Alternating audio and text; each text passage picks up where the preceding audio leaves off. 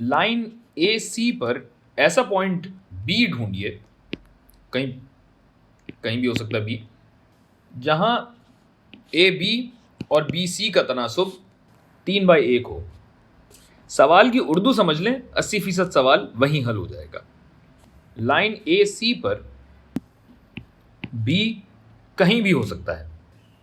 हमें बी ऐसी जगह पर रखना है जहां ए से बी तक का फासला बी से सी तक के फासले से 3 गुना ज़्यादा हो। अगर मैं बी से सी तक के फासले को x कहूं तो ए बी 3x होना चाहिए। अब इसी बात की रियाजी लिख लेते हैं। A B divided by B C यानी 3x divided by x, x और x कट जाएगा तो 3/1 बचेगा, जो कि 3:1 ही होता है। ज़रा वीडियो रोककर खुद करने की कोशिश कीजिए। आप देख सकते हैं कि ए सी की पूरी लंबाई 3x जमा x यानी 4x है, और अगर हम सी से शुरू करें तो बी तक इस पूरे फासले का 1/4 हिस्सा तय हुआ है। आप चाहें तो यही बात ए के नुक्ता नज़र से कर सकते हैं कि भाई ए से बी तक 3/4 फासला हुआ ना, ये बात भी कोई गलत नहीं है। मैं बहरहाल सी से देखूंगा क्योंकि मेरी मर्जी। अब करने को तो आप ए और सी के कोऑर्डिनेट निकालें, फासले का फॉर्मूला लगाएं, फिर उसके 4 हिस्से करें। इतनी मेहनत तो हम करते ही नहीं है बोस। अगर ये उमूदी या उफकी लाइन होती, हॉरिजॉन्टल और वर्टिकल होती तो शायद कर भी लेते, लेकिन यहाँ ढलान है, जिसका मतलब है कि x और y दोनों ही बदल रहे हैं। तो चलिए एक काम करते हैं ना, इस लाइन को उमूदी और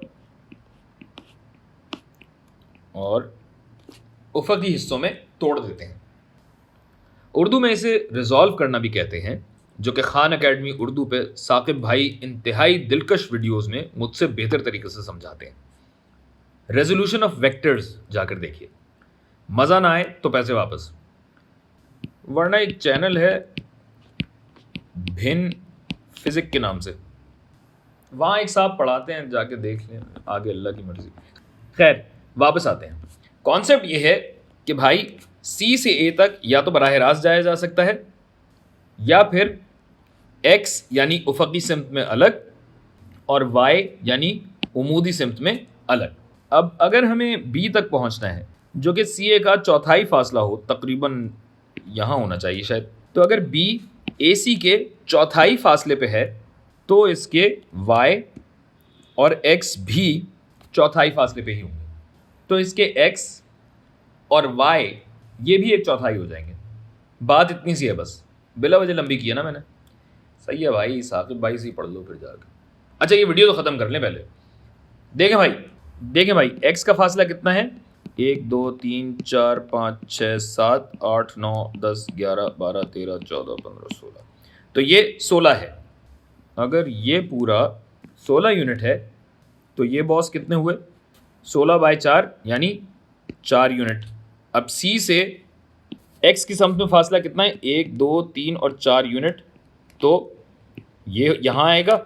जबकि y का फासला कितने यूनिट होगा, उसके लिए आप देखिए यहाँ क्या है, 1 2 3 और 4, यानी सिर्फ 1 यूनिट का फासला होना चाहिए y का। तो b यहाँ नहीं बनेगा बल्कि यहाँ बने। और जब इन फासलों पे कोऑर्डिनेट्स निकाले तो कोऑर्डिनेट्स तो 0 से देखे जाएंगे, तो 0 से -1 -2 और -3, ये हुआ -3, और y एक्सिस पे ये आ रहा है 2 पे, -3, 2, लिहाजा b होगा -3 और 2।